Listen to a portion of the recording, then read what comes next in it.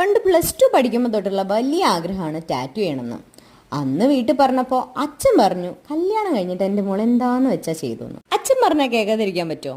കല്യാണം കഴിഞ്ഞു, ഇതിപ്പോ രണ്ടാമത്തെ ടാറ്റു ആണ്. അങ്ങനെ കഴുത്തിന് മുന്നിൽ ഒരു ടാറ്റു എന്ന വളരെ കാലത്ത് ആഗ്രഹമായിട്ട് നമ്മൾ ചെന്നിട്ടുള്ളത് കൊച്ചി മേനകയിലുള്ള സോഫ്റ്റ് ടച്ചിലാണ്.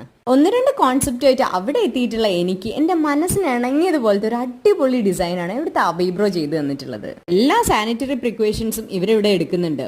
ഈ 2 നീലിന്റെയും എക്സ്പയറി ഡേറ്റ് ഞാൻ തന്നെയാണ് കേട്ടോ ചെക്ക് ചെയ്ത് ബോധ്യപ്പെട്ടത്.